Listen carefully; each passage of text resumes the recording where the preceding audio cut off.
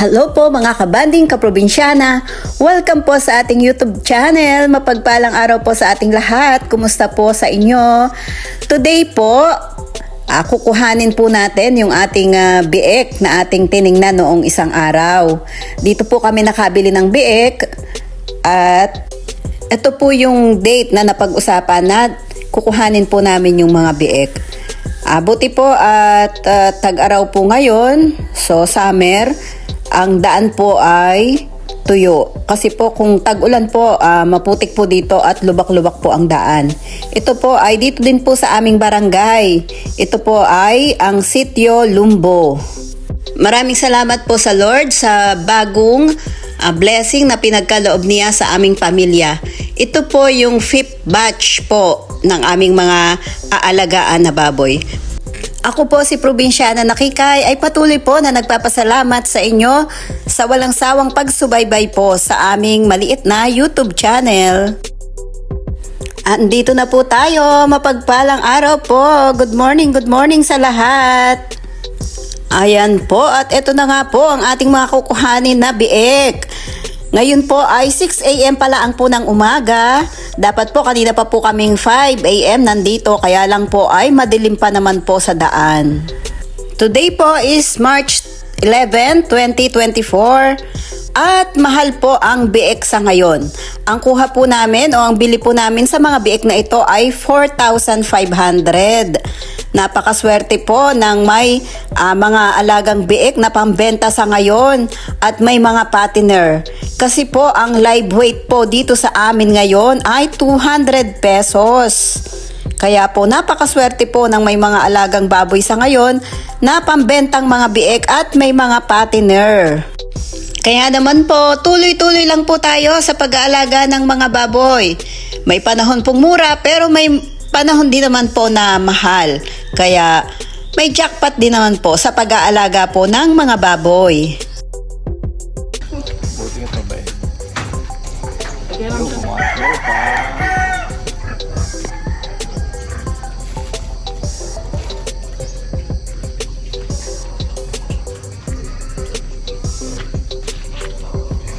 Ay, sakay na rin natin dito.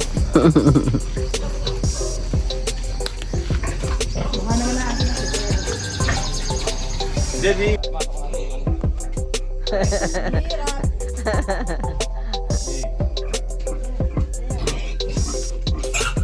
Sa paa, dalawang paa. Ay. Ayan.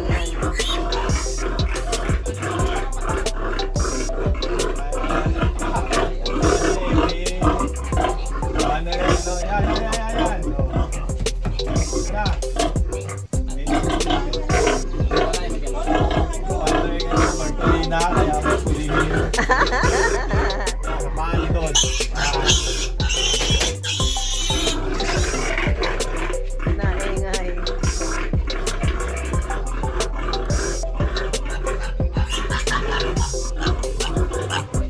Hay. Hali.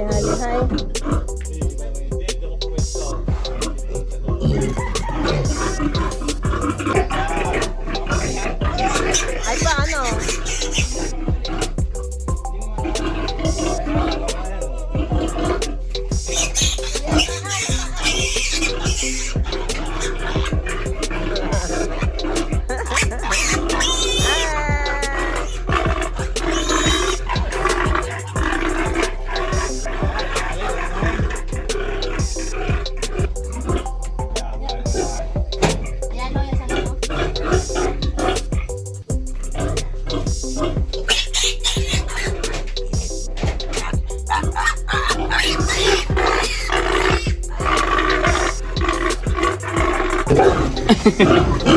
Okay na. Babae ba yan?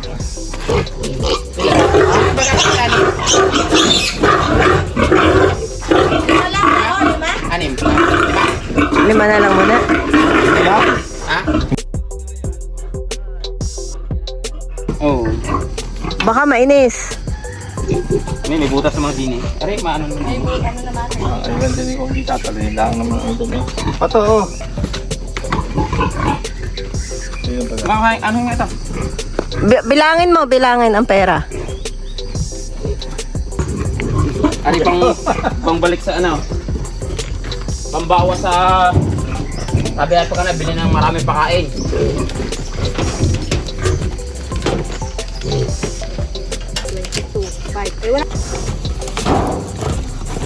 Ano?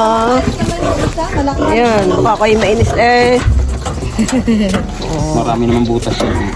Baka mainis, ano? Baka kayo Lilipat na kayo mahilaw. ng bahay, mga pigi-pigi.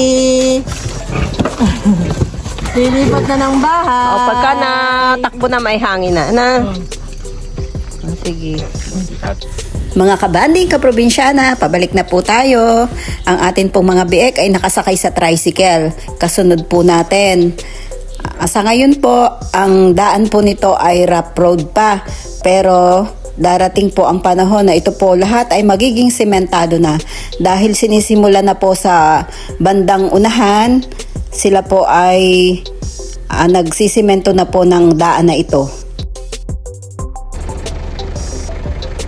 Nakakita pa si Papa ng buko, oh.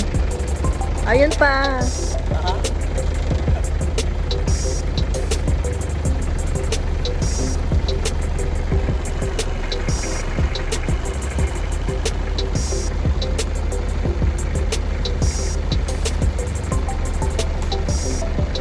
Ayun baga, hindi na pwede yan.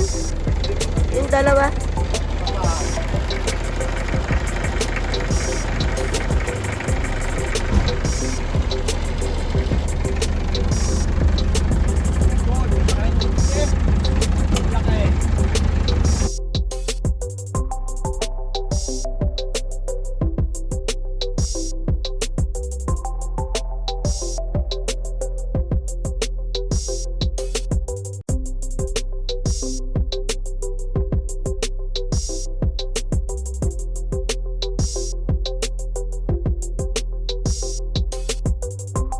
Hello, hello.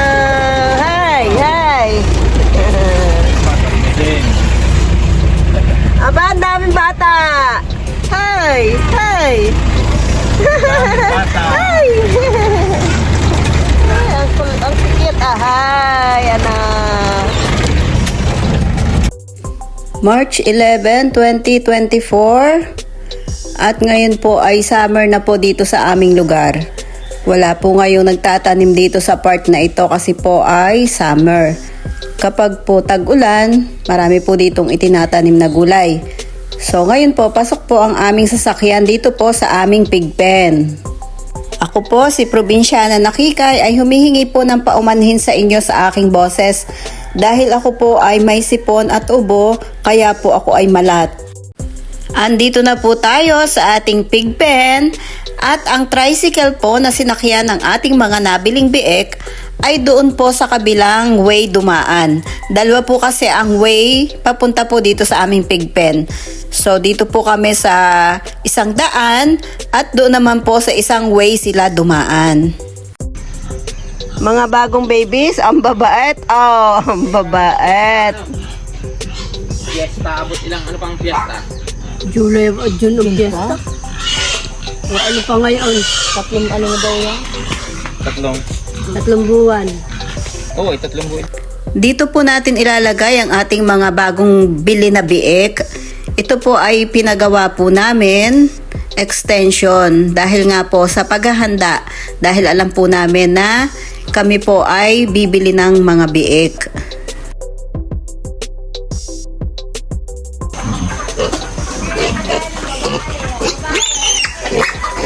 Okay. Yan.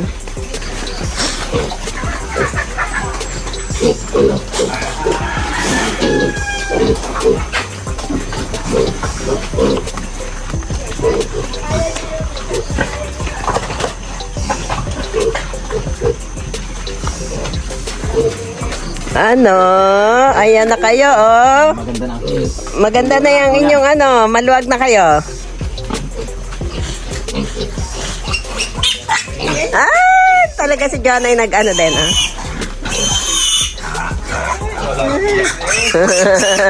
Wala kang umiyak. Sa mga nagtatanong po kung ano daw po ba ang sukat ng aming kulungan ng baboy. Ang sukat po ng ganitong kalaki na kulungan ng aming baboy ay 8x8. Sa mga nagtatanong po kung magkano daw po ba ang gastos sa ganito kalaking sukat ng kulungan ng baboy na 8x8. Ang nagastos po namin sa sukat ng kulungan na ganito kalaki na 8x8 ay 10,000 po. Kasama po doon ang hollow block, simento, buhangin, yero, at steel matting. Marami pong salamat sa ating taga-subaybay na nagtanong tungkol dito. Sana po ay nasagot ko ng maayos ang inyong itinatanong sa amin. Maraming salamat po. Shoutout po kay Big Sebastian 4749. Ang tanong po niya, ma'am, binili lang po ba ninyo yung bakal o ginagawa? Magkano naman po kung binili lang ninyo?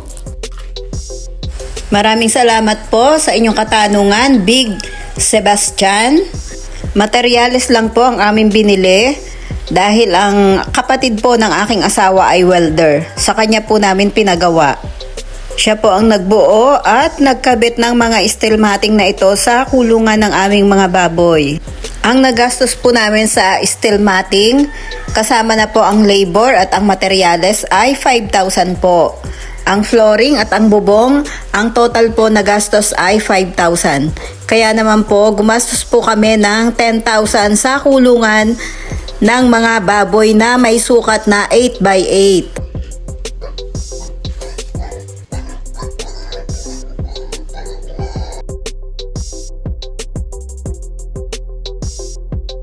Thank you for watching. Please don't forget to like, share, and subscribe.